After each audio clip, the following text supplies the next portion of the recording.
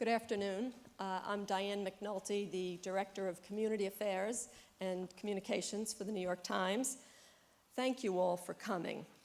It's our great pleasure to host these Alliance for the Arts forums in collaboration with Randy Borscheidt and Ann Coates.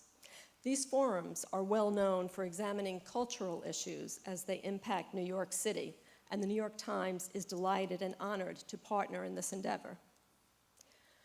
We have a critical issue to discuss today, one that has been with us for quite a while but takes on added significance in today's financial climate.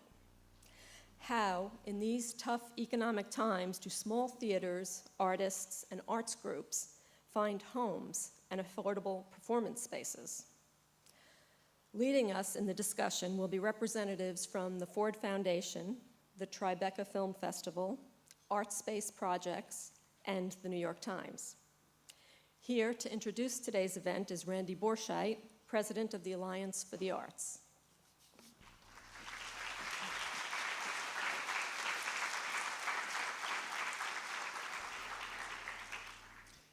Thank you very much, Diane, and thanks to all of our friends at the New York Times.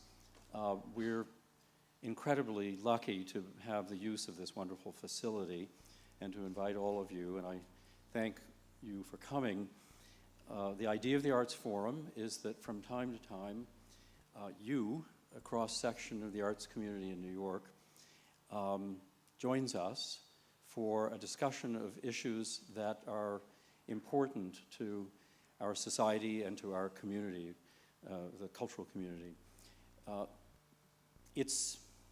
There's nothing new about the idea that art spaces are important, that artists need the means to do their work, to realize their potential, and that by doing so, they can have a transformative effect on their communities.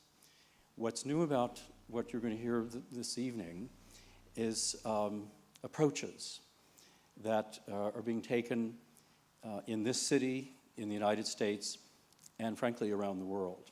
And we're very, very lucky to have three leaders, thinkers who are have developed and are still developing new approaches to the creation of diverse art spaces. As Diane mentioned, we're going to welcome Craig Hatkoff, who was the co-founder of the Tribeca Film Festival in December 2001. Most of you will remember the grim atmosphere in this city, and this was an amazingly hopeful effort and sign, and it's been incredibly successful. One amazing idea of using art spaces.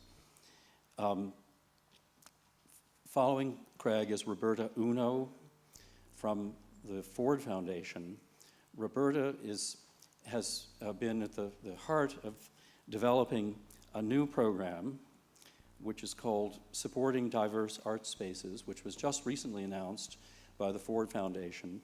And it's a very ambitious and imaginative program, which you'll hear about this evening. And then our third speaker is Kelly Lindquist, who has been the president of ArtSpace since 1987. ArtSpace is the leading nonprofit developer of artist spaces in the country.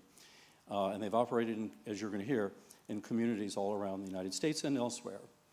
And here to keep the conversation going and to encourage you, as I do, to ask questions and to participate and make this a true dialogue, is Patricia Cohen, who is an arts and intellectual life writer for the New York Times.